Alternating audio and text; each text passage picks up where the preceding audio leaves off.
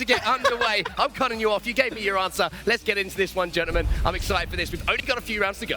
Let's go, Lothar. We're so excited here going to round number 5, and it's actually Tomo and Item we're going to start with because they are doing so well, Lothar. They're up in the standings. They're going up, and they have a great position to actually getting, like, you know, the initial damage for against Stomsage. Look at this. If he would have had an AR, probably would have started shooting at people just flying over to Pleasant Park. Now we're back to VP. By the way, they jumped from position 8 to position 3 right now after the previous game. 2 consistent finishes for them back-to-back. 3rd place right now. That's really nice to see. And one of the strong things about it is because they are winning Paradise. You get so much loot here. It's such a strong position. That's why everybody, we talked about it last time, that's why everybody wants to come here. But now, jumping to the same fight we saw the other day, or earlier, Lil J versus 07. They're getting the advantage, taking out Hoopek first, and it's just Skix now. But he does get the first win, and I think this is actually going to go in the advantage of the Chinese team here. Last time it went, I think it was Skix who clutched up against both of them. He's trying to find the 10 seconds to pop off the medkit so he can get back the 70 HP that he lost after the full damage. But now Shinken with the Klinger's gonna interrupt it. And no, he actually got it off. Nice play there, Marky. Gets it off. One of the things, though, they have had no time to farm. And look at the materials for Shinken. They're in such a good advantage here against these players here, the Heretics guys. And actually, now he's going to try to push, but again, he's running out of materials. He only has 6. 5 materials right now. Oh, it goes in the Klinger. It hits him. No, it just extra damage there from the shots after it exploded. And Stompy and Shinken, that's their time to strike. They're going to say, let's go. We got Klingers. We got the disco. They have an advantage. He just shot his head for 65. He's pushing. Stompy with those. Just barely misses Marky as he backs up again, but there he's going to take out Ryux. What was those shots, Lothar? And again onto Marky as well. And Stompy saves the day. Touches it and regains 100 HP at the same time, goes from 55 to 155. Otherwise, it's looking pretty grim. Yeah, and we actually did just see Airwax finish Rizart, so he gets the HP bonus there, and Llama is left alone. He has no chance to revive. He has a lot of builds, but can he clutch it? See, low HP as well, no shields, and here comes Airwax. They're going for the pinch now. You can see he's already trying to get that edit off, and he's actually going to edit right back on top of him. No, Pinch Llama's and move. Stuck in the box, and that's just really good timing there. He didn't manage to get that turbo build off. What can you do when a team just pinces you like that? It's 2 angles like a crab. And make sure that nobody's hiding in there. Here's the first shots going in. Funk Bomb trying to get the hand cannon shots to start. He also has the purple dualies, which is a fantastic item. But again, no builds for him. He forgets about that. He's getting punished. Getting punished there, but it's just all up to Nate now. Actually, he got the finish. He got the 50 HP, but it wasn't good enough. So Nate comes victorious, but without his teammate. Nate there does save it for them, but unfortunately not for Funk, so he's going to be still in contention. Here's Kafe and Beehive. We saw them in Pleasant earlier. They're one of the teams that I'm keeping an eye out on as well in the standings. I think they're in 8th or 9th place right now. Nice sidestep from Beehive to get that high ground from below the ramp. But now Camo has still the high ground. Issa is down below, using the campfire to still heal. Yeah, and this is such a dangerous duo to go up against, Camo and Issa. With Camo on high ground, Issa on low ground. It's actually like a little bit of a pinch in the verticality here, but Zeke and Pavy, we saw them rift away from Paradise, now chasing down Vialanen and Windwalker. But now they're just at another fight, another day, another fight for them. I feel like we've always seen Vialanen and Windwalker just running away from fights, people chasing them down, but no, it's going to be Pavy. They're going to stand their ground this time, and here we go. Pavy trying to take shots. He does take a little bit of fall damage, but he's going to go right underneath, try to drop them down through the floor. And now Zeke as well up on high ground. He wants those pinky shots, man. Yeah, he just took it. I'm not sure who it was, but now they're in a different situation as this fight starts to slow down a little bit, but Zeke still has it. Windwalker and Vialanen are now split.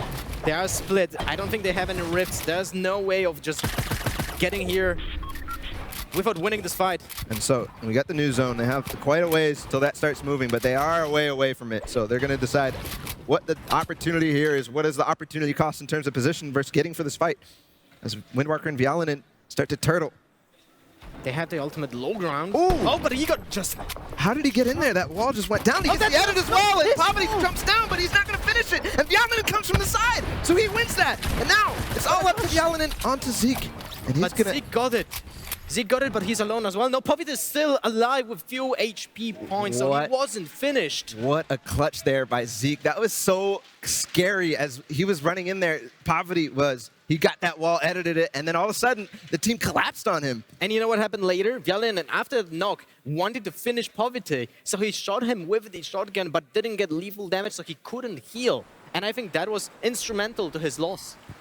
Not so close to Paradise, but still Cloud's in on the trouble, brink though. of the desert So and the is grass. Myth. Pavy and Zeke, look at another fight right now, but it's 18 HP for Zeke. He needs to use those minis, but he has no time. He's being just tangled into a fight. And Cloud actually gets a lot of time there as Fnatic and the other players start to shoot down on Zeke and Pavy. He gets some time to heal, and Myth also gets some time to get back into him. But no, we'll see here. Pavy against Myth and Cloud, and Myth is in a box. He's getting pressured. Pavy on top. Cloud as well, on the back foot as well. But Zeke has not a lot of HP, and he is in the zone. He needs to move. He's so low, Cloud is. But Myth still has a lot of HP. He can do a lot of work here. Zeke and Pavy again. We'll see what goes down, but Zeke goes down. Pavy's still up. Myth and Cloud go down, and all the players are paying attention to this outside in the zone. Well, you know. And it's actually going towards that desert area. There's a few massive hills in that area, so flat ground for now, but as they all make their way over, it's going to be trouble. Here, Power Ranger on top of the shrine. We have They're looking Fnatic for it. versus G2. They're looking for it here. They're trying to find exactly where these are. No, he's just going to pick up some wood and rotate down. Yeah, G2 on top. They say, no, we don't want anything to do with it. Now, you see 72 hours in the background. Vivid and Poach making the rotate as well. Kuna, Mitro, all up. Tomo and Item. Another one of the teams. There's, I love getting to these end games because I just see all these players who are all up in the standings, so consistent. His loadout, though, we talked about he was playing solid gold, but when you're left with just the pump and a heavy IR, you're going to be in trouble. And they're stomping and shaking with that epic RPG. Takes out Jarl. Just putting so much pressure on all these players trying to rotate and get a good position in the zone. So many people just being eliminated right now. For the people still alive, Shinken and Stompy getting 10 points for eliminating Fnatic.